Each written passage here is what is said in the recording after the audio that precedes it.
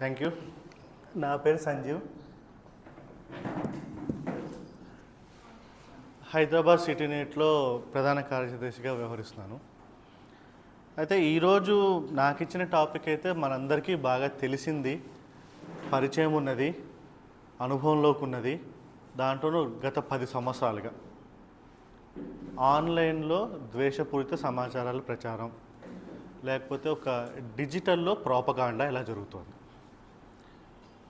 ఒక 10 సంవత్సరాలుగా మనం చూస్తున్నాం. 2014 ముందు నుంచి, ఒక సంవత్సరం ముందు నుంచి మనం చూస్తున్నాం. సింగపూర్ ఫోటో చూపించి, ఇది సింగపూర్ అనుకుంటున్నారా, కాదు ఇది మోడీ అభివృద్ధి చేసిన గుజరాత్ అన్న ఫోటో దగ్గర నుండి, ఒక ఊడుస్తున్న వ్యక్తికి మోడీ తలకాయ అంటించి మోడీ ఇక్కడి నుంచి ఇక్కడ దాకా ఎదిగాడు, సో అతనికి సపోర్ట్ చేయడం అన్న దగ్గర నుండి, ఒక పర్టికులర్ కమ్యూనిటీని, ఒక పర్టికులర్ వ్యక్తిని ఫోకస్ చేస్తూ వాళ్ళ మీద ద్వేషం ప్రచారం చేసి, కొన్నిసార్లు ద్వేషము, కొన్నిసార్లు ఆ వ్యక్తిని ఒక సిల్లీ పర్సన్ కింద మార్చడం. రాహుల్ గాంధీ అలా బలైపోయాడు. 2014 మొత్తం అంతా రాహుల్ గాంధీ ఒక పప్పు అయ్యాడు. పప్పు రాహుల్ గాంధీ పప్పు. అదొక ఆ సమాచారాన్ని గ్రూప్స్లోకి బాగా పంపించడం. సోనియా గాంధీ ఒక క్యాబరే డాన్సర్, సో అట్లాంటి ఆమెకి మనం ఓటేయాలా, అట్లాంటి ఆమెను మనం సపోర్ట్ చేయాలా అన్నట్టు ప్రచారం చేయడం. సో ఇదంతా మనకి 2014 నుంచి మనం ఆన్లైన్ రూపంలో బాగా చూస్తున్నాం. సార్, మనం 2014 నుంచి బాగా చూస్తున్నాం. అయితే దానికి ముందు కూడా ఇలాంటి ప్రచారాలు ఉన్నాయి, ఆఫ్లైన్లో ఉన్నాయి, మనం మాట్లాడుకునే విధానంలో ఉన్నాయి. నేను పుట్టిన దగ్గర నుంచి చూస్తూనే ఉన్నా. మా స్కూల్లో అయితే ఒక చిన్న పేపర్ స్లిప్ వచ్చేది, ఇది కాళికామాత స్లిప్, దీన్ని 18 మందికి పంపించు, లేకపోతే నీకు నాశనం అయిపోతావు. సో అదే టైంలో నేను ఎదుగుతున్న టైంలో ఏంటంటే కొన్ని పదాలు వాడేసేవాళ్ళు. ఆ పదం వాడారు అంటే ఇంకా అది అల్టిమేట్ ట్రూత్. వేదాల్లో ఏమున్నాయంటే అంతే, ఆ తర్వాత ఏం చెప్పినా సరే ఇది నిజమే. అమెరికాలో శాస్త్రవేత్తలు ఏం కనిపెట్టారంటే దాని తర్వాత ఏం చెప్పినా సరే నిజమే. అలా ఒక ఆన్లైన్లోకి వచ్చేసరికి ఏమైందంటే ఒక ఫోటో అయిపోయింది. ఒక ఫోటో పెట్టి దాని కింద ఏ మ్యాటర్ రాసినా సరే మనం నిజమని నమ్మేస్తాం. నా ఫోటో తీసి వాట్సాప్లో పెట్టి కింద మ్యాటర్లో వీడు కలకత్తాలో గ్యాంగ్ రేపిస్ట్ కారణం వీడే, ఆ కలకత్తా డాక్టర్ చనిపోవడం కూడా వీడే కారణం అని చెప్పేస్తే వరుసగా ఫార్వర్డ్ వచ్చేస్తాయి. ముందు వెనక ఆలోచించాం. ఇంకా ఇప్పుడు గడ్డం చేసినా, ఇంకా గడ్డం ఉంటే ఇంకా బాగుండేది. అప్పుడు ఒక ముస్లిం పేరు కూడా పెట్టేసేవాడు నాకు, అప్పుడు ఫార్వర్డ్ ఇంకా బలంగా జరిగేవి. సో ఇది ఒక సెక్షన్ ఆఫ్ పీపుల్ చేస్తున్నది అనే కాదు, ఇది అందరం చేస్తున్నది.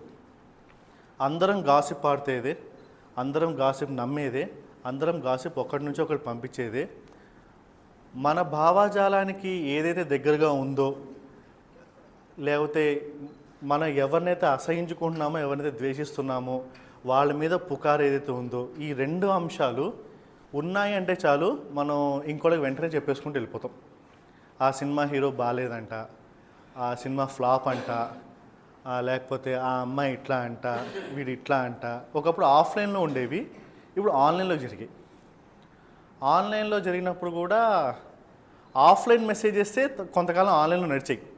ఎస్ఎంఎస్ కాలం నడుస్తున్నంత కాలం కూడా, అంటే జనాలు వాట్సాప్ లేకుండా ఎస్ఎంఎస్ నడుస్తున్నప్పుడు, అప్పుడప్పుడే వాట్సాప్లో వస్తున్నప్పుడు కూడా వచ్చేవి, ఈ సాయిబాబా ఫోటోని 20 మందికి ఫార్వర్డ్ చేయండి మీకు మంచి జరుగుతుంది.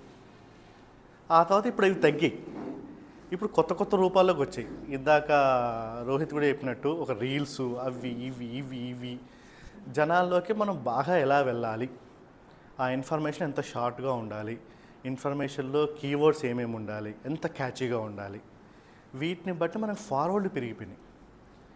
ఈ ఫార్వర్డ్లో కూడా ఏమైందంటే వాట్సాప్ రాకముందు ఈమెయిలే ఒక ఎలక్ట్రానిక్ కమ్యూనికేషన్గా ఉండేది. ఆ తర్వాత సోషల్ మీడియాలు స్టార్ట్ అయినాయి. ఫస్ట్లో ఆర్కుట్ వచ్చింది, తర్వాత ఆర్కుట్ కొట్టుకుపోయింది, ఆ తర్వాత ఫేస్బుక్ వచ్చింది, ఫేస్బుక్ నిలబడింది. ఫేస్బుక్ కానీ ఆర్కుట్ కానీ లేకపోతే ఇన్స్టాగ్రామ్ కానీ ఇలాంటివన్నీ ఏంటంటే మనకి ఆసక్తి ఉన్న ఒక అంశం ఎంచుకుంటాము, ఆ ఛానల్కు ఆ పేజ్కో లైక్ కొడతాము, దాంట్లో వచ్చే ఇన్ఫర్మేషన్ మనకు వస్తూ ఉంటుంది. ఇది పొలిటికల్ పార్టీలు బాగా వాడుకున్నాయి. అప్పుడు ఏమైందంటే బీజేపీ సపోర్టర్స్ అందరూ బీజేపీకి లైక్ కొట్టేవాళ్ళు, బీజేపీ ఇన్ఫర్మేషన్ వాళ్ళకి వచ్చేది, కాంగ్రెస్కి అలా వచ్చేది, కమ్యూనిస్ట్ పార్టీలకి అలానే వచ్చేది. తర్వాత 2014 వచ్చింది. 2014లో ఒక కొత్త మార్పు వచ్చింది, స్ట్రాటజీలో అతిపెద్ద చేంజ్ వచ్చింది. ఈ ప్రచారాలు అనేది ఫేస్బుక్లు, ట్విట్టర్లు, ఇన్స్టాగ్రామ్లు కాదు, ఇవన్నీ వాట్సాప్లో జరగాలి అని. ఎందుకంటే వాట్సాప్ అనేది ఒక లోకల్ కమ్యూనిటీ. మన కాలనీకో వాట్సాప్ గ్రూప్ ఉంటుంది, మన ఫ్రెండ్ సర్కిల్కో వాట్సాప్ గ్రూప్ ఉంటుంది, ఆ ఊరంతటికి వెళ్ళిపో వాట్సాప్ గ్రూప్ ఉంటుంది. సో ఆ వాట్సాప్ గ్రూప్లో పడేద్దాం, వరుసగా ఫార్వర్డ్ చేద్దాం, మన చుట్టూ ఉండే అంతమందిని మనం ఇన్ఫ్లుయెన్స్ చేయొచ్చు. అలాగే ఐటీ సెల్స్ డిజైన్ అయ్యాయి. ఒక మార్కెటింగ్ కంపెనీ ఆలోచించినట్టే ఐటీ సెల్స్ కూడా ఆలోచించాయి. మంచి మంచి ఇమేజెస్ వచ్చాయి, ఇమేజెస్ బాగా క్రాప్ అయ్యి వచ్చేవి, ఫోటోషాప్ వచ్చేవి, అంతా బాగా నడిచింది. ఇదంతా మనకు తెలుసు, ఇదంతా ఎవరికి తెలియదని కాదు. 10 సంవత్సరాలుగా ఇక్కడ కూర్చున్న వాళ్ళందరూ దీన్ని గమనిస్తున్న వాళ్ళే, ఇదంతా భరిస్తున్న వాళ్ళే. దీన్ని ఎలా ఎదుర్కోవాలో కూడా మనకు పెద్దగా క్లారిటీ లేదు ఇప్పటిదాకా. నేను చెప్పాలంటే దీన్ని ఎలా మనం కౌంటర్ చేస్తామనే విషయం మీద మనకు క్లారిటీ లేదు. సో ఆ క్లారిటీ తెచ్చుకోవాలంటే ఈ ఫాల్స్ ఇన్ఫర్మేషన్ దాంట్లో రకాలేంటి, అది ఎలా ప్రాపగేట్ అవుతుంది, ఇది మనం కొంచెం అర్థం చేసుకుంటే మనకి ఫ్యూచర్లో బాగా పనికొస్తుందని చెప్పి నా నమ్మకం. మనకు వచ్చే వాట్సాప్ ఫార్వర్డ్స్లో కానీ ఫేస్బుక్ ఫార్వర్డ్స్లో కానీ ఫాల్స్ ఇన్ఫర్మేషన్ అనేది, ఒక ఫాల్స్ కాదు జస్ట్ ఇన్ఫర్మేషన్ అనేది 3 రకాలుగా ఉంటుంది. అంటే ఒక నెగిటివ్ ఇన్ఫర్మేషన్, ఇంకోళ్ళకి చెడు చెప్పే ఇన్ఫర్మేషన్. ఒకటి మిస్ఇన్ఫర్మేషన్. మిస్ఇన్ఫర్మేషన్లో ఏంటంటే అది ఫాల్స్, కాకపోతే అది డిజైన్ చేయలేదు, ఒక వ్యక్తి కోసం అని చెప్పి డిజైన్ చేయలేదు, ఒక సమూహం కోసం అని డిజైన్ చేయలేదు. ఉదాహరణకి ఏప్రిల్ 29వ తారీఖు రాత్రి 9 గంటల నుంచి 10 గంటల వరకు మీ ఫోన్ స్విచ్ ఆఫ్ చేసుకోండి, అప్పుడు నక్షత్ర ధూళి ఇండియా మీద పడుతుంది, మీ ఫోన్లని పాడైపోతాయి. ఈ ఇన్ఫర్మేషన్ తప్పు, కానీ దీంతో ఎవరికి పెద్దగా నష్టం లేదు. రెండో కేటగిరీ ఉంది, డిస్ఇన్ఫర్మేషన్ అంటారు. డిస్ఇన్ఫర్మేషన్ ఒక మ్యానిపులేటివ్ ఇన్ఫర్మేషన్, ఒకళ్ళని ప్రమోట్ చేయడానికి కానీ ఒకళ్ళని డిగ్రేడ్ చేయడానికి కానీ చాలా విల్ఫుల్గా ఒక వ్యక్తి కూర్చుని ఆలోచించి రాసి డిజైన్ చేసి ఫార్వర్డ్లోకి వస్తాయి. ఇది డిస్ఇన్ఫర్మేషన్. మూడోది మాల్ ఇన్ఫర్మేషన్ అంటారు. మాల్ ఇన్ఫర్మేషన్ అంటే యూజువల్గా అది నిజమే, ఆ నిజం బయట ప్రపంచానికి తెలియాల్సిన అవసరం లేని నిజం. అంటే దిగ్విజయ్ సింగ్కి గర్ల్ ఫ్రెండ్ ఉన్న విషయం లాంటిది అనమాట. దిగ్విజయ్ సింగ్ గర్ల్ ఫ్రెండ్ ఉందా లేదా, ఆమె ఏజ్ ఎంత, ఆమె టీవీ యాంకర్, అవన్నీ మనకు అనవసరం. కానీ ఆ ఇన్ఫర్మేషన్ బయట పెట్టి మనకి దిగ్విజయ్ సింగ్ మీద అలాగే కాంగ్రెస్ పార్టీ మీద ఒక నెగిటివిటీ తీసుకురావడానికి ప్రయత్నించడం. ఇవి మన యూజువల్గా వచ్చే ఇన్ఫర్మేషన్లో రకాలు. వీటికి ఇప్పుడు చాలా కేటగిరీస్ వచ్చాయి. స్టార్టింగ్లో ఏంటంటే ఏదో ఒక ఫోటో పెట్టేవాళ్ళు, హిందుత్వ ఇన్ఫర్మేషన్ కూడా ఒకటి ఫోటో పెట్టేసి వీడు అహ్మదాబాద్లో శివాలయంలోకి వెళ్ళి శివలింగం మీద ఉచ్చబోసాడు, వీడు ఎక్కడన్నా కనబడితే కనుక వీడిని తన్నండి, ఇలాంటి ఇన్ఫర్మేషన్ అన్నీ వచ్చాయి. ఆ తర్వాత ఆ వచ్చే ఇన్ఫర్మేషన్ స్వరూపం మారుతూ వచ్చింది. నెమ్మదిగా వీడియోస్ వచ్చాయి.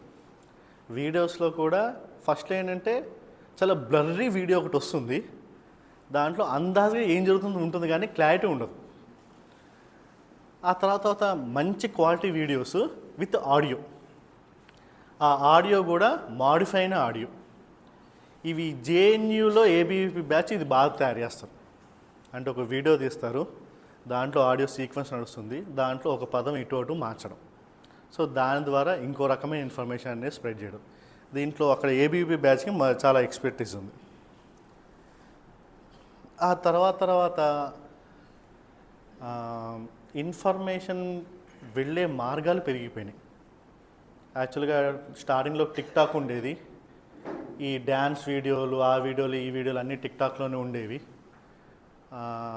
కొంచెం సీరియస్గా అలాంటివన్నీ పట్టించుకునే వాళ్ళు ఎవరు టిక్టాక్లోకి వెళ్ళేవాళ్ళు కాదు, బాగానే ఉండేది. ఎప్పుడైతే టిక్టాక్ బ్యాన్ అయిందో ప్రతి సోషల్ మీడియా ప్లాట్ఫామ్ కూడా ఒక షార్ట్ వీడియో సర్వీస్ని స్టార్ట్ చేసింది. ఫేస్బుక్, ఇన్స్టాగ్రాము, యూట్యూబ్ అన్నీ ఇప్పుడు ప్రతిదీ ఆ షార్ట్ వీడియోస్, వాటి మీదే ఫోకస్ ఎక్కువైపోయింది. సో వాటి మీదనే ఇన్ఫర్మేషన్ ఎక్కువ అవుతుంటుంది. అది ఎప్పటిదో వీడియో కావచ్చు, ఇంకో దేశం వీడియో కావచ్చు, ఏదైనా సరే కొంచెం బ్లర్రీగా ఉంది, కింద మ్యాటర్ ఉంది, ఒకరి మీద ద్వేషం రగిలించేలా ఉంది అంటే కనుక దాన్ని డౌట్గానే చూడాలని చెప్పి నా అభిప్రాయం. ఇవి ఇప్పటిదాకా ఉన్న విషయాలు, ఇవి మనకు తెలుసు. కాకపోతే తర్వాత ఆన్లైన్లో ఇవి ఒక యుద్ధ రూపంలో గెలిపినాయి. అంటే టీడీపీ వాళ్ళు వైఎస్ఆర్సీపీ వాళ్ళు ఇక్కడ కొట్టుకుంటున్నట్టు ఈ పార్టీకి ఒక డిజిటల్ ఆర్మీ ఉంటుంది, ఆ పార్టీకి ఒక డిజిటల్ ఆర్మీ ఉంటుంది. వీళ్ళు ఒకళ్ళని ఫోకస్ చేస్తారు, వాళ్ళు ఇంకోళ్ళని ఫోకస్ చేస్తారు. వీళ్ళు ఒక సమస్యని హైలైట్ చేస్తారు, వాళ్ళు ఇంకో సమస్యని ఇదేం లేదు తీసి పారేస్తూ ఉంటారు. సో ఈ విషయంలో ట్రోల్ ఆర్మీస్ వచ్చాయి, అలా చాలా రకాలు వచ్చాయి. ఆ తర్వాత నెక్స్ట్ స్టేజ్కి వెళ్ళిపోయింది. నెక్స్ట్ స్టేజ్కి వెళ్ళిపోయి సుల్లీబాయ్ బుల్లీబాయ్ యాప్స్ వచ్చాయి మరీ డిగ్రేడ్ చేయడం కోసం. ఆ తర్వాత మొన్న కుంభమేళలో అయితే వీడియోస్ తీసి అవి అమ్ముకోవడం కూడా స్టార్ట్ అయింది. కుంభమేళలో స్నానం చేస్తున్న ఆడవాళ్ళ వీడియోస్ తీసి అవి అమ్ముకోవడం, ఇది కూడా స్టార్ట్ అయింది. సో భౌతిక ప్రపంచం ఎంత వికృతంగా ఉందో ఆన్లైన్ ప్రపంచం అంతకన్నా ఎక్కువ వికృతంగా ఉంటుంది. ఎందుకంటే భౌతిక ప్రపంచంలో ఈ మైక్ని నేను కాపీ పేస్ట్ చేయలేను, కానీ ఆన్లైన్ ప్రపంచంలో అలా కాదు, అలా రెసిప్రికేట్ చేసుకుంటూ వెళ్ళిపోవచ్చు. సో దాని విషయాలు మనకి బాగా తెలుసు, మనకు అనుభవం కూడా ఉంది. వీటిని ఎట్లా కౌంటర్ చేయాలి అంటే కొన్ని ప్రయోగాలు జరిగాయి. ఫర్ ఎగ్జాంపుల్ బీజేపీ వాళ్ళ ఐటీ సెల్ ఉండేది. ఐటీ సెల్ రాకముందు కూడా పోస్ట్ కార్డ్ అని చెప్పి ఒక వెబ్సైట్ ఉండేది. వాడు ఇలాంటి ఫోటోలన్నీ బాగా చేసేవాడు, అంటే ముస్లిమ్స్ మీద ఒక హేటెడ్ తీసుకురావడం. కొన్ని కారణాల వల్ల అది బంద్ అయిపోయింది. ఆ తర్వాత ఫేస్బుక్లో హైలైట్ అయింది. ఫేస్బుక్లో బీజేపీ వాళ్ళకి రకరకాల ఛానల్స్ ఉన్నాయి, బీజేపీ పేరుతోటి ఉన్నాయి, బీజేపీ పేరు కాకుండా కొన్నిసార్లు సేవింగ్ ద బర్డ్స్ అనో, లేకపోతే ఇండియన్ ఆర్మీ ఫ్యాన్స్ అనో, ఇలా రకరకాల పేర్లతోటి వాళ్ళకి కొన్ని పేజెస్ ఉన్నాయి. అలాగే కాంగ్రెస్ పార్టీకి కమ్యూనిస్ట్ పార్టీలకు కూడా కొన్ని పేజెస్ ఉన్నాయి. ఇక్కడ బీజేపీ గెలుపుకి కారణం ఏంటంటే బీజేపీ ఆ పేజ్ని మెయింటైన్ చేసే వాళ్ళకి మనీ సప్లై చాలా రెగ్యులర్గా ఇచ్చింది. సో బీజేపీని సపోర్ట్ చేసే పేజెస్ ఏవైతే ఉన్నాయో అవి ఆల్మోస్ట్ 16 ఏళ్ళు 17 ఏళ్ళు పాత పేజెస్ కూడా ఉన్నాయి, ఇప్పటికీ యాక్టివ్గా ఉన్నాయి, ఇప్పటికీ రోజు 2-3 పోస్టులు యాడ్ చేసి పెడుతూ ఉంటాయి. అదే కాంగ్రెస్ పార్టీ పేజెస్ మాత్రం ఎలక్షన్ టైంలో వస్తాయి, ఒక 2 ఏళ్ళు మహా అయితే ఉంటాయి, తర్వాత పేజ్ క్లోజ్ అయిపోతుంది. కమ్యూనిస్ట్ పార్టీ వాళ్ళది అంతే, స్టార్టింగ్లో విజయవాడ సిపిఐ వాళ్ళది బాగా యాక్టివ్ ఉండేది పేజ్, అది కూడా పోయింది. వాళ్ళు మీమ్స్ బాగా చేసేవాళ్ళు, అది పోయింది. అయితే ఇట్లాంటి ఇన్ఫర్మేషన్ వచ్చిన దాన్ని కౌంటర్ చేయడం ఎట్లా? ఒక ఇన్ఫర్మేషన్ వచ్చింది, ఒక ఇమేజ్ వచ్చింది, దాన్ని మనం కౌంటర్ ఎట్లా చేయాలి? అది నిజం కాదు అబద్ధం అని చెప్పి ఎలా చేయాలి? దాంట్లో మనకి ఫ్యాక్ట్ చెకింగ్ వెబ్సైట్స్ ఉన్నాయి, ఫ్యాక్ట్లీ లాంటివి ఉన్నాయి, ఆల్ట్ న్యూస్ లాంటి సర్వీసెస్ ఉన్నాయి, ఇవన్నీ ఉన్నాయి. ఈ లాస్ట్ 7-8 సంవత్సరాల్లో దాని స్వరూపం ఇంకొంచెం మారింది. ఇప్పుడు నిజం అబద్ధం పక్కన పెట్టేసి ఒక విషయాన్ని ఒక మీమ్ చేస్తారు, బ్రహ్మానందం పెట్టు ఏదో పెట్టు ఒక మీమ్ చేస్తారు అంతే. ఆ నవ్వుకుంటాం, ఆ నవ్వుకున్నది మిగతా వాళ్ళు కూడా నవ్వుకుంటా అని చెప్పి షేర్ చేస్తూ ఉంటాం, ఆ నవ్వులో ద్వేషం కూడా మనం పంపిస్తూ ఉంటాం. ఇలా మీమ్స్ని మనం ఎవరో ఫ్యాక్ట్ చెక్ చేయలేం, అది నిజం అబద్ధం అని చెప్పలేం మనం.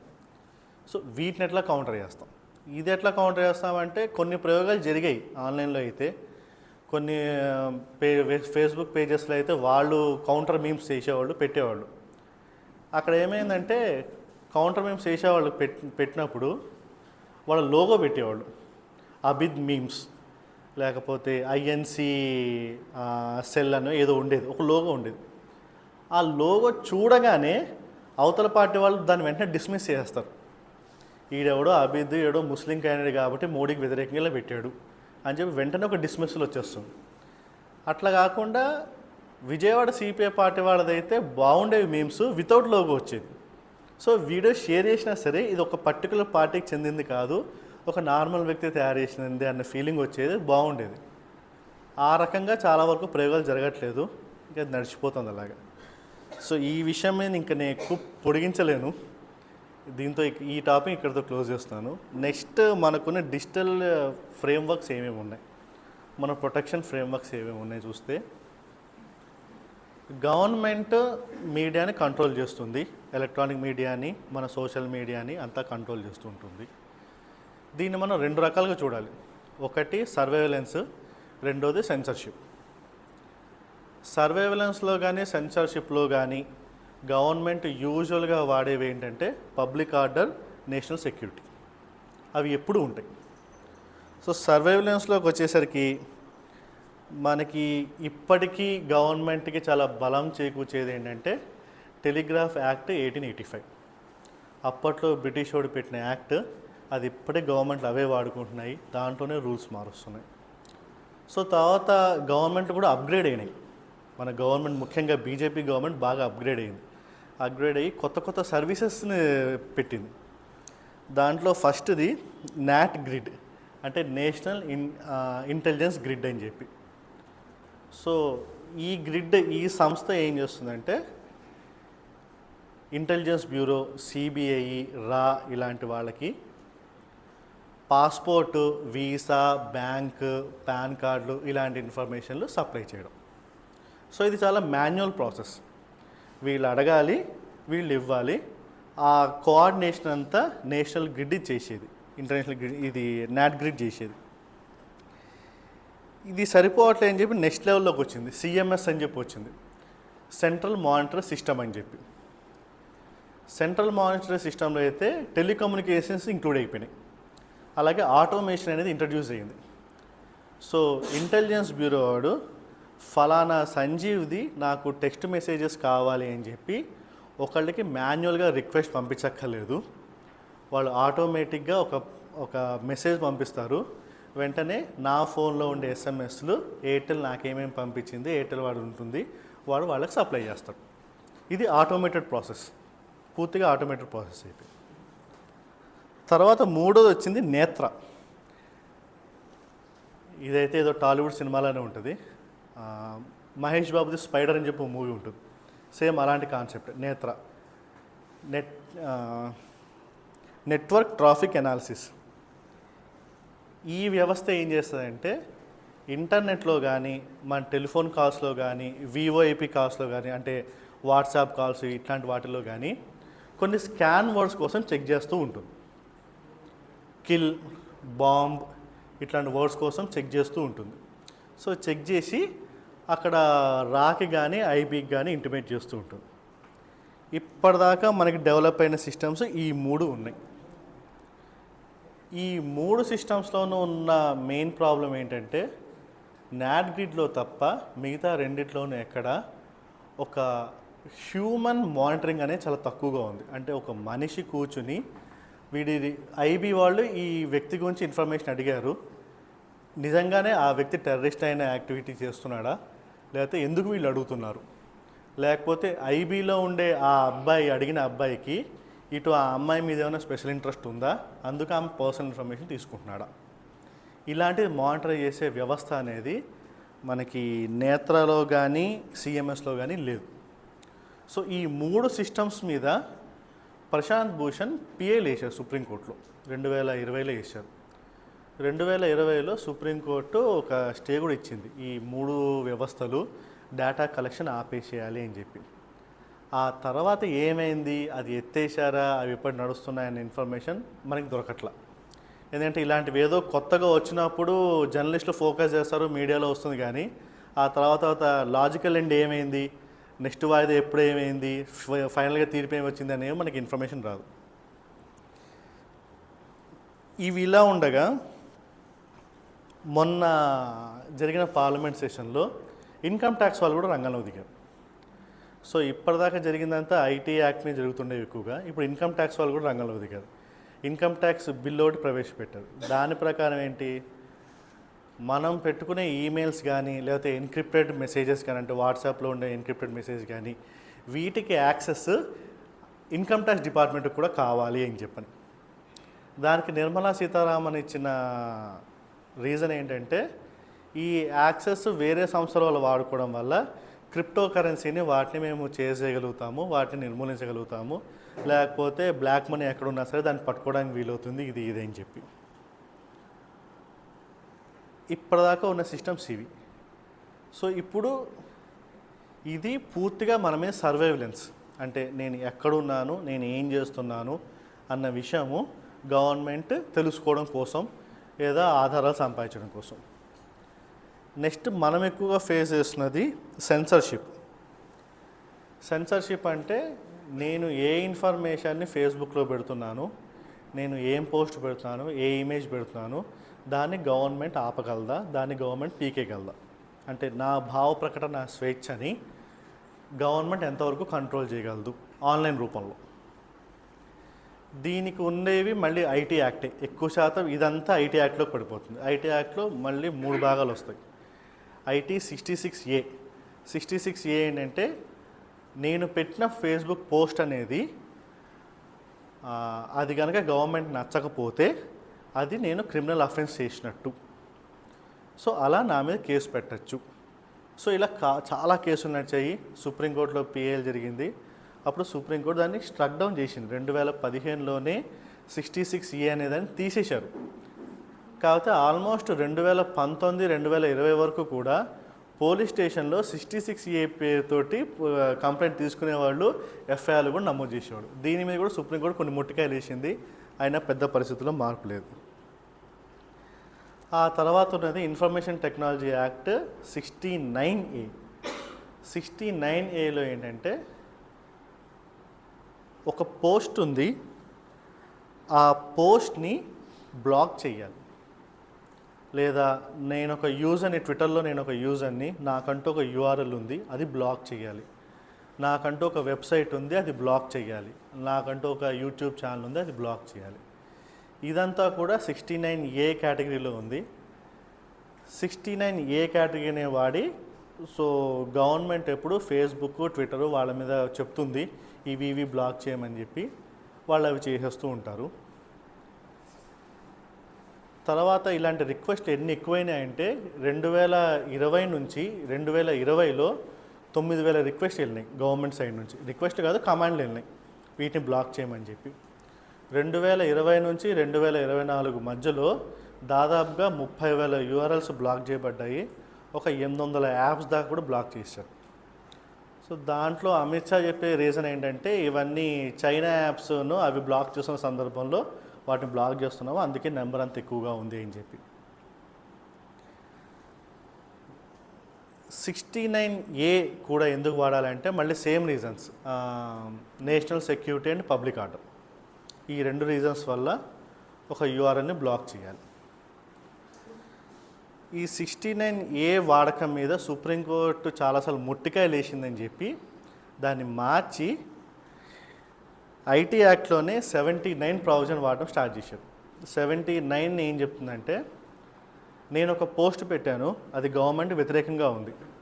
సో అప్పుడు చర్య దానికి శిక్ష పడాల్సింది నాకు కానీ ఫేస్బుక్కి కాదు.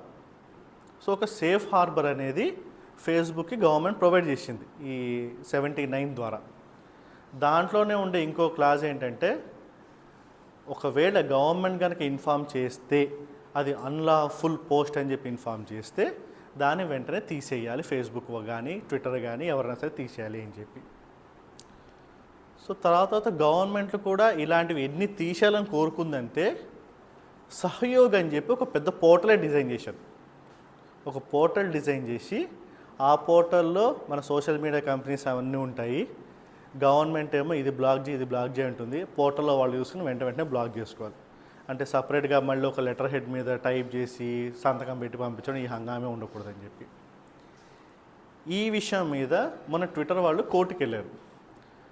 ఏంటంటే ఒక పోస్ట్ బ్లాక్ చేయాలి అంటే అది నేషనల్ ఇంట్రెస్ట్ లేదా పబ్లిక్ ఆర్డర్ ఇష్యూ కింద ఉంటే కనుక 69A కింద బ్లాక్ చేయాలి. కానీ సహయోగ్ పోర్టల్ని 79 అంటే సేఫ్ హార్బర్ క్లాజ్లో పెట్టి ఎలా బ్లాక్ చేయిస్తారు అని చెప్పి అది ఇంకా కోర్టులో ఇష్యూ నడుస్తుంది. వాళ్ళు బెంగళూరు కోర్టులో కేసు ఫైల్ చేశారు.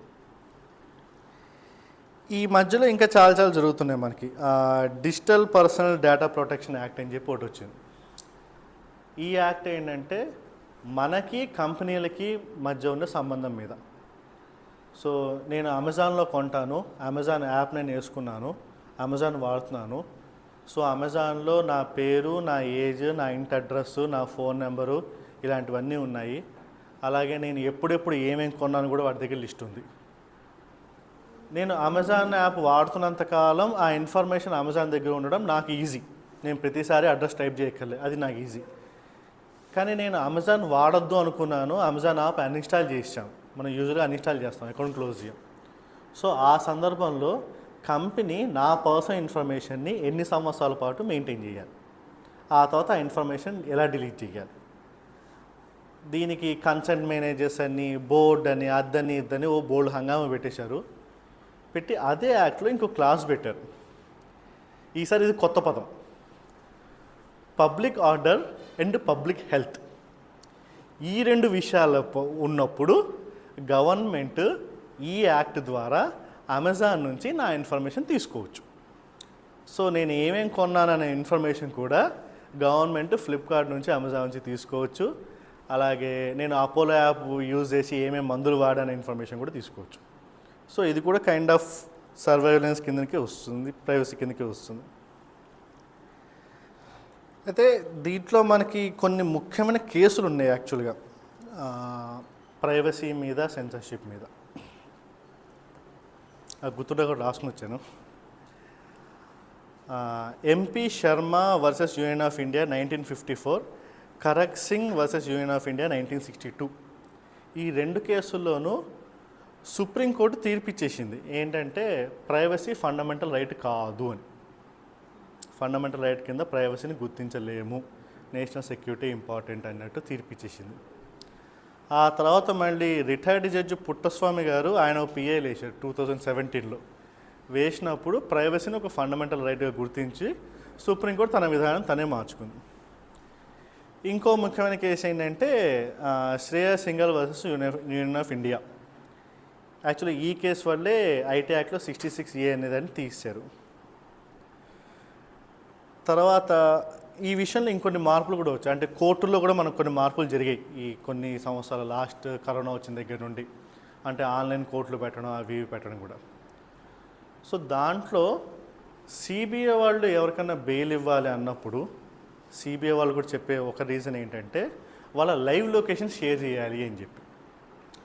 సో అది సిబిఐ కోర్టు యాక్సెప్ట్ చేసింది, తర్వాత సుప్రీంకోర్టు అలా కుదరదు అని చెప్పింది. సో లైవ్ లొకేషన్ షేరింగ్ మనకు కుదరదు అని చెప్పి. సో ప్రస్తుతం ఇది ఇంత విచిత్రంగా నడుస్తూ ఉంటుంది మనకి.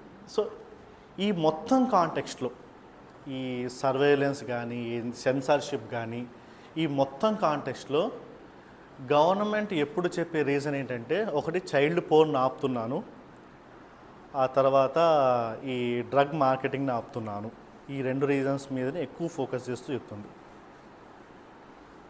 కాకపోతే ప్రపంచం ఇప్పుడు ఒక డిజిటల్ వైపు వెళ్తున్న తరుణంలో ఒక మనిషిని గుర్తించే విధానం కూడా అతని ట్విట్టర్ అకౌంట్ కానీ ఇట్లా గుర్తిస్తున్న విధానంలో ప్రతి వ్యక్తికి ఆ వ్యక్తిని గుర్తించడం ఆ ఓటీపీతోనే అవుతున్నప్పుడు, అంటే మన సంతకాలు ఓటీపీగా మారుతున్న తరుణంలో మనకు అసలు ఏమన్నా హక్కులు ఉన్నాయా, మన గవర్నమెంట్ ఏం చెప్తే అది విన్నమేనా అన్నప్పుడు థియరిటికల్గా మనకు కొన్ని హక్కులు ఉన్నాయి.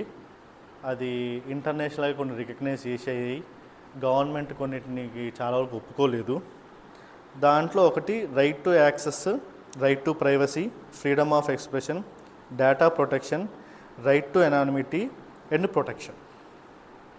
సో ఇవి మన హక్కులు అని చెప్పి ఒక థియరీ నడుస్తుంది.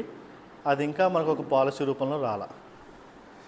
అయితే ఈ right to anonymity and protection విషయంలో ఐటీ యాక్ట్ వాళ్ళు మళ్ళీ రూల్స్ మారుస్తూ ఉంటారు. సో ఐటీ యాక్ట్ 2000లో 2021లో కొన్ని రూల్స్ తీసుకొచ్చారు. ఏంటంటే ఎన్క్రిప్టెడ్ మెసేజెస్కి యాక్సెస్ గవర్నమెంట్కి ఇవ్వాలి అని చెప్పి. ఇది యాక్చువల్గా 15 సంవత్సరాల క్రితం అయితే బ్లాక్బెర్రీ కూడా ఎన్క్రిప్టెడ్ ఉండకూడదు, లేకపోతే బ్లాక్బెర్రీని పంపించేస్తామని చెప్పి బెదిరింపు ఉండేది. ఆ తర్వాత ఇప్పుడు వాట్సాప్కి వచ్చింది.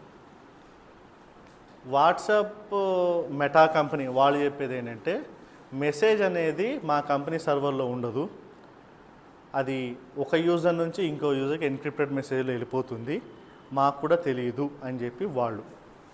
లేదు నాకు కావాలి, అలాగే ఆ మెసేజ్ ట్రేసబిలిటీ కావాలని.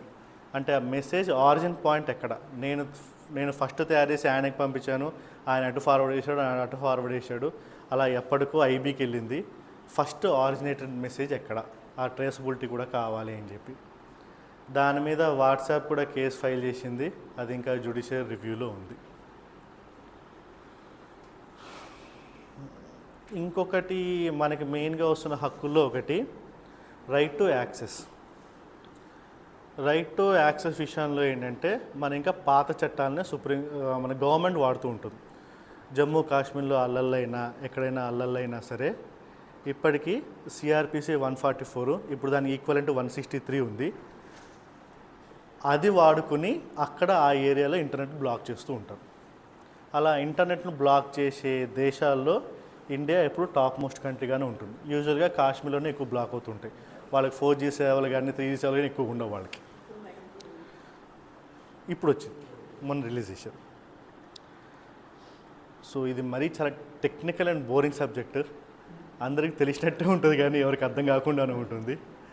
సో ఈ కాంటెక్స్ట్లో మనం ఎలా అర్థం చేసుకోవాలి అంటే,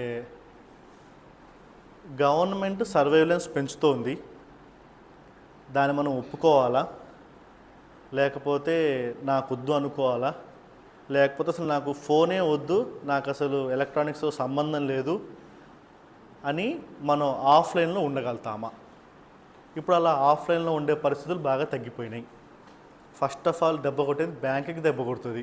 వాళ్ళు పాస్బుక్ ఇవ్వట్లేదు, యాప్ వేసుకొని దాంట్లో వచ్చేస్తుంది అంటారు, లేకపోతే ఈమెయిల్తో లాగిన్ అవ్వండి దాంట్లో వచ్చేస్తుంది అంటారు. సో ఓటీపీలు కంపల్సరీ అయిపోయినాయి.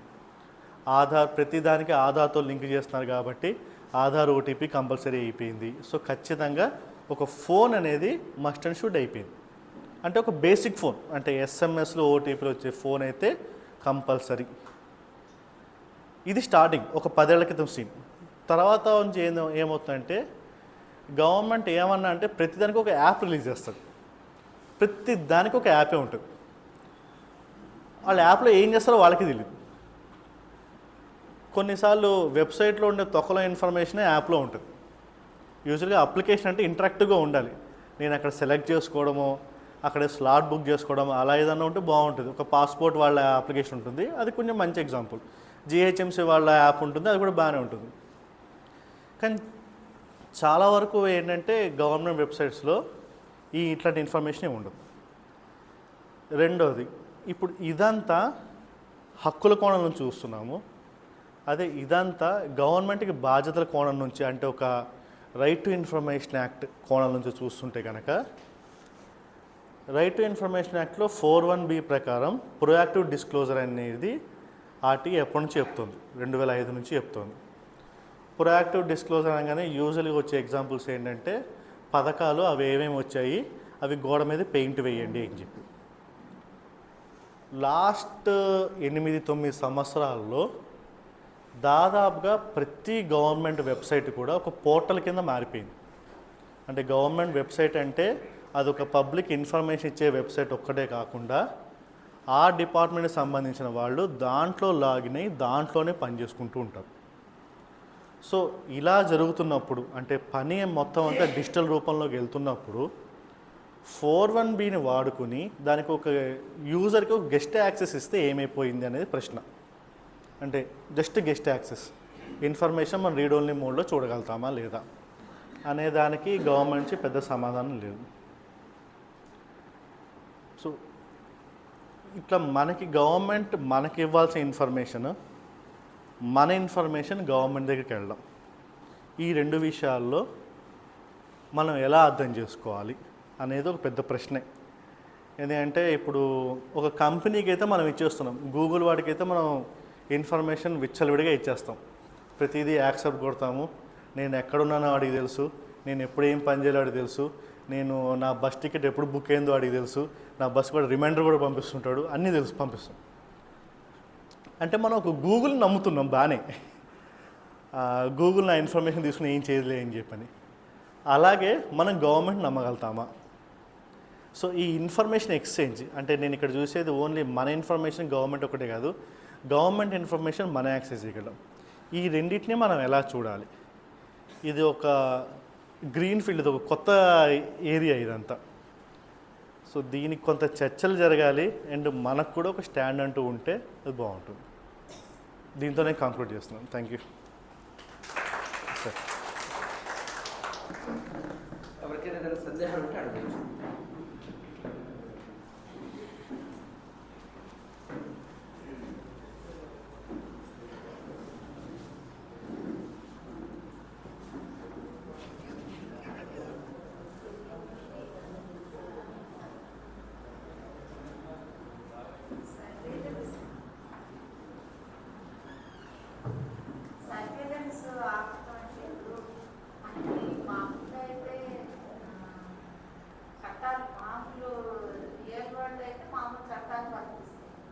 ఫ్యూచర్ వరల్డ్లో ఎథికల్ హ్యాకింగ్ అవసరం ఉంటుందా?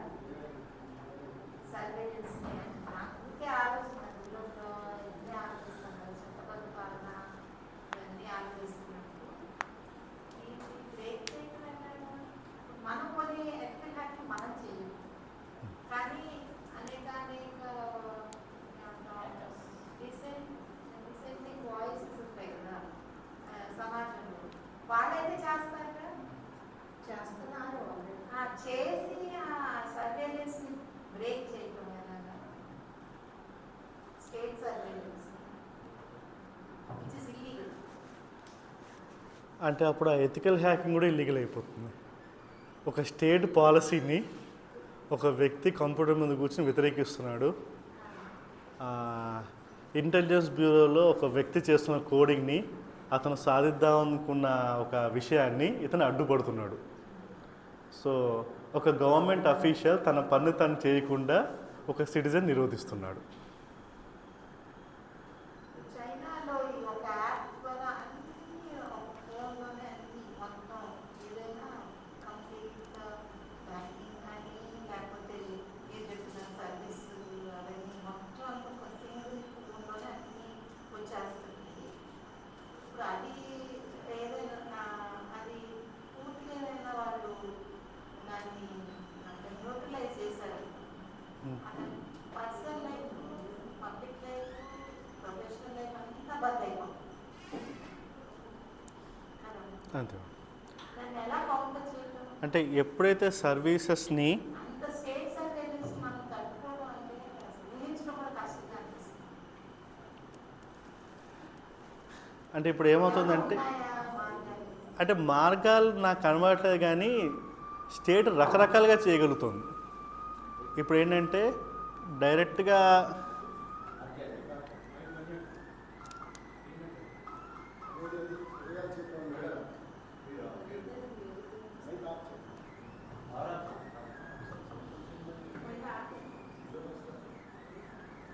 సరే.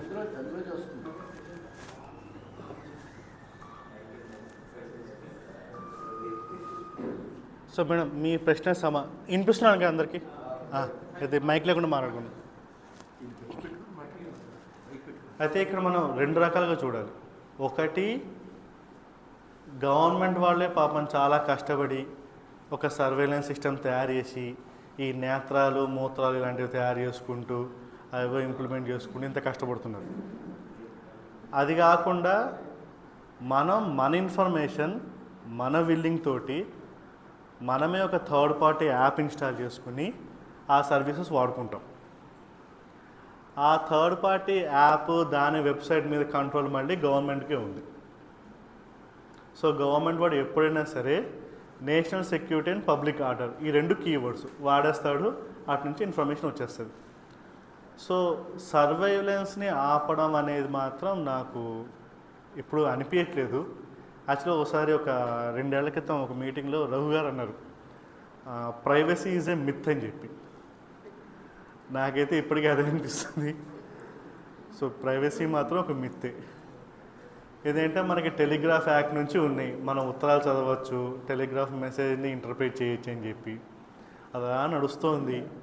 కాకపోతే వచ్చే మోరల్ క్వశ్చన్లో ఏంటంటే ఆ మహేష్ బాబు స్పైడర్ మూవీ చూసినప్పుడే అక్కడ కూర్చుని ఇంటర్ప్రిట్ చేసే వ్యక్తి దాన్ని పర్సనల్ గెయిన్స్ కోసం వాడుకుంటే అప్పుడు ఏంటి పరిస్థితి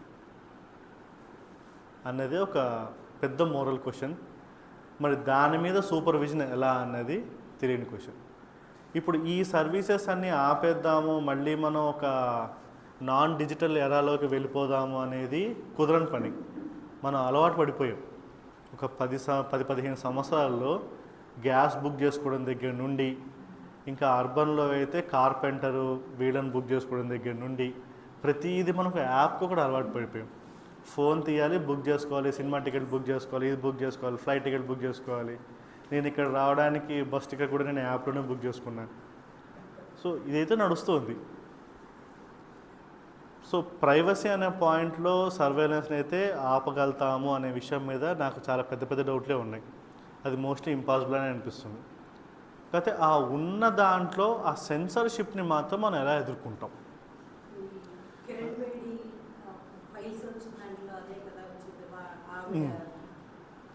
కూతురు మీద పెట్టిన దాన్ని తర్వాత తనకి ఇబ్బంది రాకుండా వాడుకుంది తనకి. అది ఉంది. ఇప్పుడు ఇంకా సర్వేలెన్స్లో కూడా చెప్పాలంటే భీమ్ కొరెగావ్ కేసులు అయితే క్లాసిక్ ఎగ్జాంపుల్స్. ఆ హార్డ్ డ్రైవ్ని క్లోన్ చేసి మళ్ళీ టెస్ట్ చేపిస్తే ఈమెయిల్ ద్వారా ఒక ట్రోజన్ హార్స్ వచ్చింది, అలా ఇన్ఫర్మేషన్ వెళ్ళింది అని చెప్పి. సో స్టేటే ఒక హ్యాకర్గా ఉంది, స్టేటే ఒక సర్వేలెన్స్ మెకానిజంగా ఉంది. సో స్టేట్ ఇప్పుడు ఒక బిగ్ బ్రదర్గా ఉంది. మనకు కనిపించట్లేదు, మనం పెద్దగా గమనించుకోవట్లేదు. మనం ఏమనుకుంటున్నామంటే గూగుల్కి ఇస్తున్నాం ఇన్ఫర్మేషన్, ఫేస్బుక్కి ఇస్తున్నాం ఇన్ఫర్మేషన్, గవర్నమెంట్ కాదు కదా అనిపిస్తుంది. కాకపోతే ఈ రెండింటి మీద గవర్నమెంట్కి అధికారం ఎక్కువ ఉంది. సో ఆ big brother is always watching. So అది యాక్సెప్ట్ చేసుకుని మనం బతకడం నేర్చుకోవాలేమో.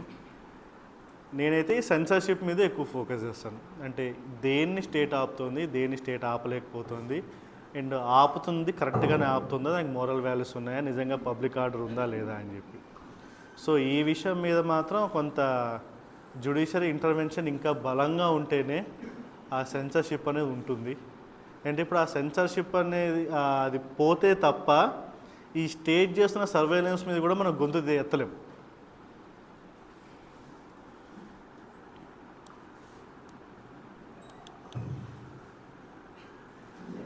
వాట్సాప్తో పోలిస్తే టెలిగ్రామ్ సెక్యూర్గానే కొంచెం ప్రైవసీ ఉంటుందని ఇవన్నీ యూజ్ చేస్తున్నప్పుడు కూడా కొంచెం అనిపించింది. అది నిజమేనా? ఒకవేళ నిజమైతే పాలసీలో అంటే పాలసీ చేంజెస్ ఎలా తీసుకురావచ్చు వాట్సాప్ కూడా వర్తించేలాగా?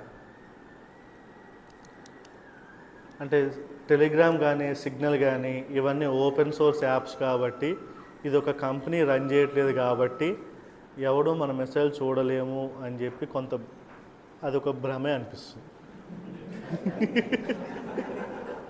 ఎందుకంటే ఇలా ఓపెన్ సోర్స్ యాప్స్లో ఎక్కువ శాతం పైరసీనే నడుస్తుంది.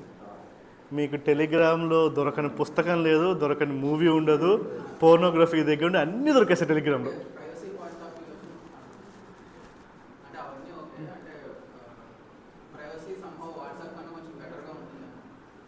ప్రైవసీ కూడా చెప్పలేను. ఇప్పటికైతే నాకు వాట్సాప్ కొంత బెటర్గా అనిపిస్తుంది. ఎందుకంటే వాట్సాప్లో నేను మీకు పవన్కు ఫోటో పంపించాను, మీ దగ్గర ఫోటో డిలీట్ అయిపోయింది, ఆ తర్వాత మళ్ళీ మీరు ఫోటో చూడాలంటే నన్ను రిక్వెస్ట్ చేయాలి, ఫోటో వచ్చేస్తుంది. నేను ఆ ఫోటో కానీ డిలీట్ చేస్తే Sanjeev has deleted photo, ask him to reshare it again అని చెప్పి.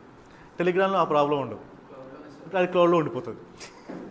అట్లనే గూగుల్ చాట్ కానీ ఇవన్నీ క్లౌడ్లోనే ఉండిపోతాయి. సో ఆ మెసేజెస్ ఎప్పటి మెసేజెస్ అయినా సరే ఎప్పుడైనా సరే రిట్రైవ్ చేసుకోవడం ఈజీ వాటిల్లో కంపేర్ టు వాట్సాప్లో మీ ఫోను పోయింది, నా ఫోను పోయింది అంటే మన ఇద్దరి కాన్వర్జేషన్ ఎవరికి తెలియదు, ఇంకా అక్కడితో మ్యాటర్ ఎండ్ అయిపోయింది.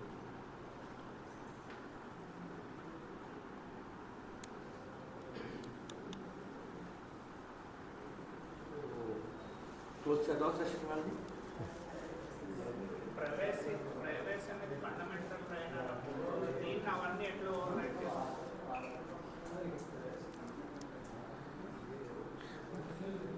ప్రైవసీ ఫండమెంటల్ రైటే, కాకపోతే స్టేట్ విషయంలో కాదు. అంటే సార్ ఎప్పుడు మనకి రాజ్యాంగంలో హక్కులు ఉంటాయి,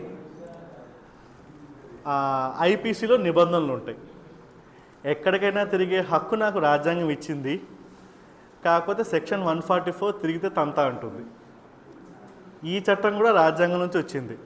సో ఏ హక్కు కూడా అల్టిమేట్గా ఉండలేదు. సో స్టేట్ నుంచి ఎవరు తప్పించుకోలేరు. అదే ఆ స్క్రూటినీ ఎవరు చెయ్యాలి దాని మీద ఇప్పుడు వచ్చిన క్వశ్చన్ ఎంత అంటే, స్టేట్ కూడా ఒకప్పటికన్నా ఇప్పుడు ఎన్ని సెన్సార్షిప్ చేస్తుంది అంటే అదే ఒక పోర్టల్ స్టార్ట్ చేసింది. నాకు అదే ఆశ్చర్యం అనిపిస్తుంది. ఒక పోర్టల్ పెట్టేసి ఆ సిస్టమ్ని కూడా ఆటోమేట్ చేయడానికి ప్రయత్నిస్తుంది. సో ఇక్కడ సెన్సార్షిప్ మరీ ఎక్కువ నడుస్తుంది.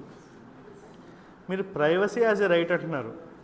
Privacy as a right state ఏమో నేషనల్ సెక్యూరిటీ విషయం కాబట్టి మీ ప్రైవసీ యాజ్ ఎ రైట్ నేను గుర్తించలేను, అవసరమైతే కనుక నేను తీసుకుంటాను అంటుంది. కాకపోతే స్టేట్ హ్యాస్ టు జస్టిఫై అంటే ఆ మెకానిజమ్స్ ఎలా ఉన్నాయి. ఇప్పుడు తెలంగాణ ఎగ్జాంపుల్ తీసుకోండి, ఫోన్ ట్యాపింగ్ ఇష్యూ. వాళ్ళు ఇంట్లోనే సర్వర్లు పెట్టి వేసుకుని జడ్జిల దగ్గర నుంచి మినిస్టర్ల దాకా ట్యాప్ చేసుకుంటూ వెళ్ళిపోయారు. ఫోన్ ట్యాపింగ్లో ఏం కావాలి, స్టేట్ హోమ్ మినిస్టర్ కానీ సెంట్రల్ హోమ్ మినిస్టర్ నుంచి కానీ లేకపోతే ఎవరి దగ్గర నుంచి అప్రూవల్ కావాలి. కాకపోతే మెకానిజం అంతా రెడీగా ఉంది. అప్రూవల్ ఇచ్చేది ఎవడు? అప్రూవల్ లేకుండా చేసేయచ్చు కదా. చిన్న ఎగ్జాంపుల్ సార్, ఇప్పుడు భూమి రికార్డులు ఏమైనా సరే ఫైనలైజ్ అవ్వాలి అంటే అక్కడ కలెక్టర్ డిజిటల్ సైన్ పెట్టాలి. కాకపోతే మొత్తం కంట్రోల్ అంతా కంప్యూటర్ ఆపరేటర్ దగ్గర ఉంటుంది. కలెక్టర్ యూజర్ నేమ్ పాస్వర్డ్ ఇచ్చేసి వెళ్ళిపోతాడు. మీరు కంప్యూటర్ ఆపరేటర్కి 30,000 లంచం ఇచ్చారంటే పక్కన భూమి మీ దాంట్లో కలిసిపోతుంది. సో ఇట్లాంటున్నప్పుడు మనం ఏం చేయగలుగుతాం? ఇప్పుడు తర్వాత ఏం చేశారు, కలెక్టర్ది ఫింగర్ ప్రింట్ పెట్టాలి, అప్పుడే యాక్సెప్ట్ కావాలంటాడు. రోజుకి ఇప్పుడు రంగారెడ్డి జిల్లా తీసుకుంటే అక్కడ రోజుకి కొన్ని వేల రిజిస్ట్రేషన్ నడుస్తూనే ఉంటాయి. రియల్ ఎస్టేట్ భూమి చాలా ఉంది. ఇంకా కలెక్టర్ పొద్దుస్తమాన ఫింగర్ ప్రింట్ పెడుతూనే కూర్చోవాలి. అంత టైం ఆడుకుందా? అంటే ఈ క్వశ్చన్ చాలా క్వశ్చన్స్కి ఇంకా మార్గదర్శనం అవుతూ ఉంటుంది. ఇప్పుడు ఇది మార్చాలంటే అది మారాలి, అది మారాలంటే ఇది మారాలి. ఈ మధ్యలో నా ప్రైవసీ ఏమైందంటే పోయింది అక్కడికి. ఇప్పుడు ఎందుకంటే మీ ఫోన్లో గూగుల్ మ్యాప్స్ ఓపెన్ చేయండి, సెట్టింగ్స్ లొకేషన్ షేరింగ్ ఆప్షన్ పెట్టుకోండి. లైవ్ ట్రాకింగ్ లొకేషన్ చెప్పి ఒక ఆప్షన్ ఉంటుంది, లొకేషన్ హిస్టరీ అని చెప్పి. మీరు అది ఇప్పుడు ఎనేబుల్ చేసినా లాస్ట్ 1 month నుంచి మీరు ఎప్పుడు ఎక్కడున్నారో మీకు క్లియర్గా చూపిస్తుంది. సో అది మీరు స్టార్ట్ చేయక ముందు నుంచే చూపిస్తుంది, ఒక 1 month ముందు నుంచి చూపిస్తుంది. ఇప్పుడు అలానే ప్రైవసీ యాజ్ రైట్ అంటాం, కానీ వాడు లొకేషన్ షేరింగ్ ఆప్షన్ ఇచ్చాడు. ఇప్పుడు నేను లొకేషన్ షేరింగ్ మా ఫ్రెండ్స్తో నేను లొకేషన్ షేర్ చేస్తాను, మా వైఫ్తో నేను లొకేషన్ షేర్ చేస్తాను. ఎందుకంటే ఎక్కడున్నావు, ఎప్పుడు వస్తున్నావు, ఇవంతా వాళ్ళు అడగక్కలేదు, నేను చెప్పక్కర్లేదు, నువ్వే ఫోన్ చూసుకుంటావు, వాళ్ళు చూసుకుంటారు. సో కొంత సౌలభ్యం కోసం మన ప్రైవసీని మనం కోల్పోతున్నాము. కొన్ని వసతులు వాడుకోవడం కోసం మనం యాక్సెప్టాలు కొడతాము యాప్ ఇన్స్టాల్ చేసినప్పుడు, అండ్ స్టేట్ తీసేసుకుంటుంది. సో అల్టిమేట్గా మన దగ్గర ఏం తీసుకోవాలన్నా వాళ్ళు తీసేసుకోవచ్చు, మనకు తెలియకుండా తీసేసుకోవచ్చు. ఎవ్రీథింగ్ అంటే ఇవన్నీ కూడా పబ్లిక్ డొమైన్లో ఉన్న ఇన్ఫర్మేషన్. ఇది కాకుండా మిలిటరీ వాళ్ళు ఏమేమి సర్వీసెస్ ఉన్నాయో అవే పబ్లిక్ డొమైన్లోకి రావు. సో అవన్నీ కూడా నేషనల్ సెక్యూరిటీలోకి వెళ్ళిపోతాయి. సో ఏం నడుస్తుందో మనం చెప్పలేము. సో ప్రైవసీ అనేది మర్చిపోవచ్చు మోస్ట్లీ. ఐపీ వాళ్ళు కూడా పబ్లిక్ డొమైన్లో రారు. వాళ్ళు కానీ ఐపీ కానీ వాళ్ళే తీసుకుని అది పబ్లిక్ డొమైన్లో రాదు, తీసేసుకోవచ్చు వాళ్ళు. సో సెషన్ క్లోజ్ చేస్తామండి దీంతో. షార్ట్ మూవీ ఒకటి వేస్తాం 15 minutes.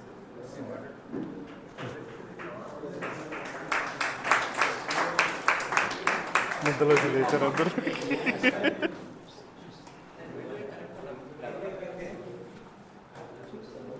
ఎందుకు సార్ మంచి పడుకొని సెకండ్ ఇస్తారు పెట్టి